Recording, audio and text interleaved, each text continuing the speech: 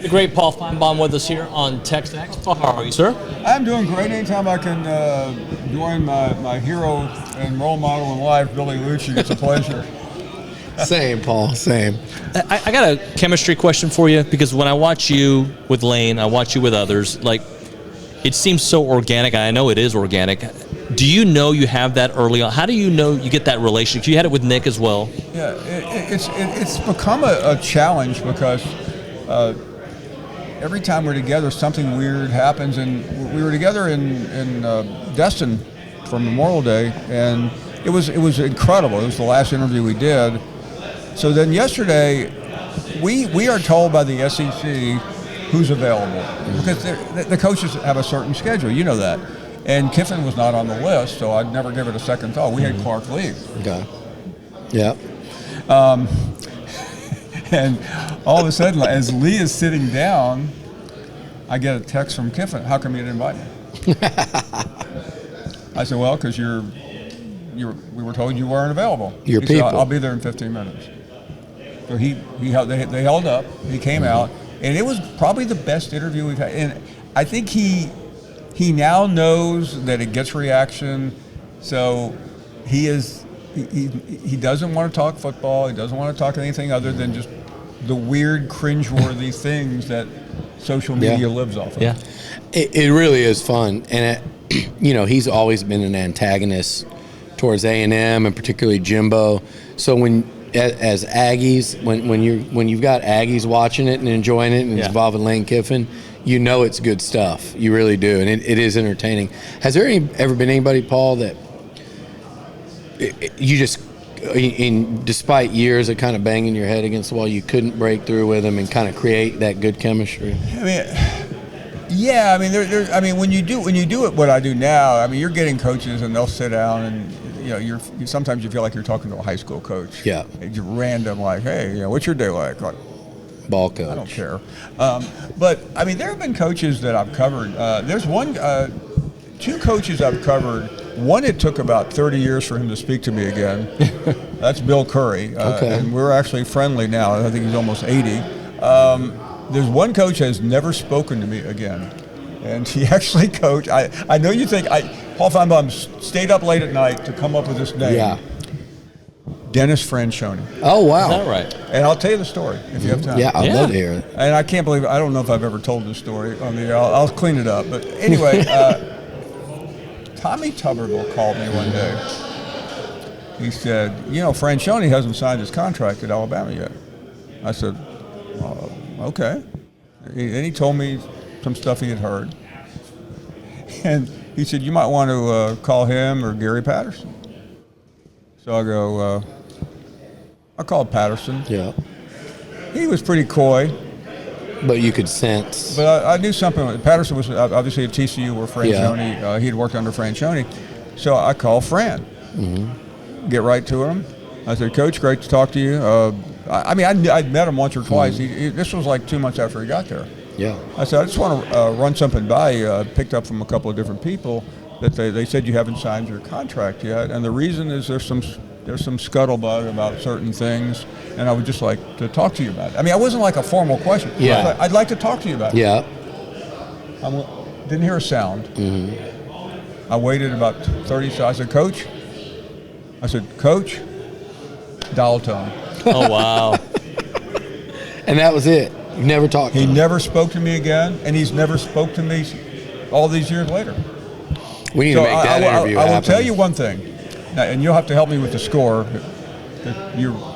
But whenever Oklahoma beat A&M, 77-0. I know the score. 77-0. I stayed at Kevin Sumlin's house. It was very possibly the happiest day of my life. It was not the happiest of Not mine. ours.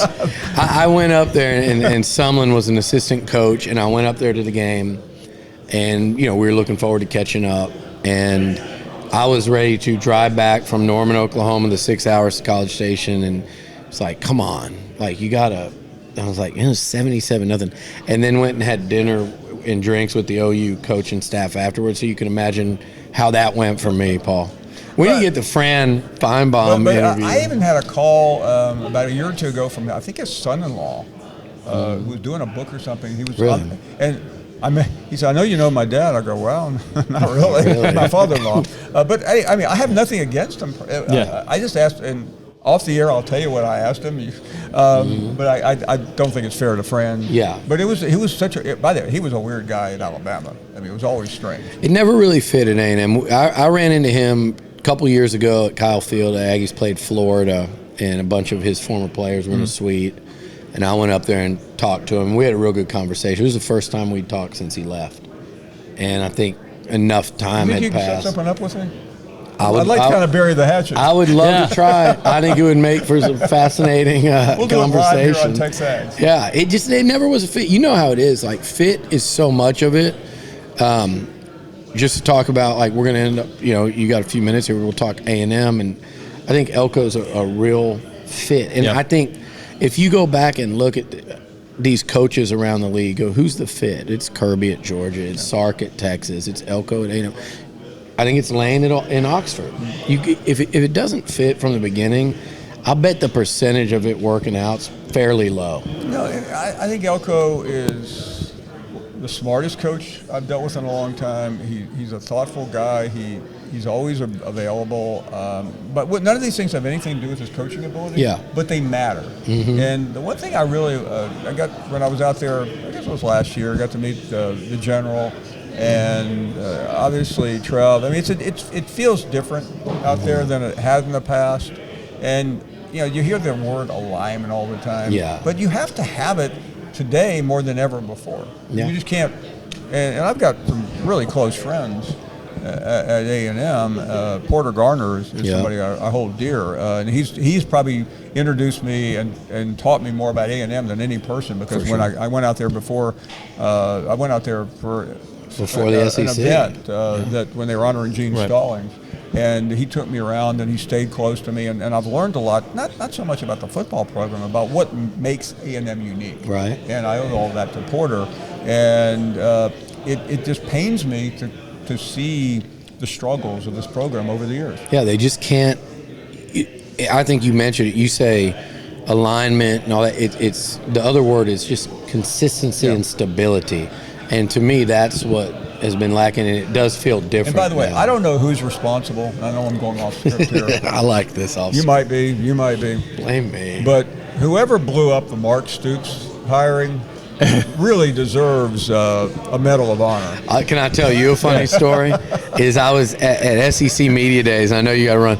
We were at SEC basketball tournament, and I'm out the night before, and we were with Burns, and he had some Kentucky friends, and this woman, she was nice. We had a fun night. The next day, she comes back in, and she sees me from across the thing, and she starts pointing at me, and I can read her lips. She's cussing at me, and she finally makes her way through the crowd. She's like, "You're Liucci." She's like, "I just heard your name was Billy." She's like, "I didn't know you were Liucci." She's like, "I hate you." I said, "Why?"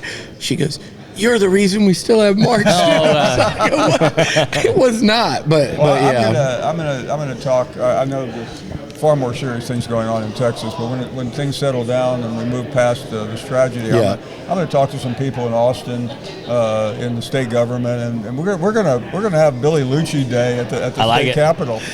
Oh man, I got to do a lot more to get a day, but you can help me with that. I know you've got strings, not just at A&M, but all over. Paul, I know you got to go. Thank you so much for making time. Thanks, Paul. Always a highlight. Thank you, guys. We've got some good stories over the years. Heck yeah, you do. It's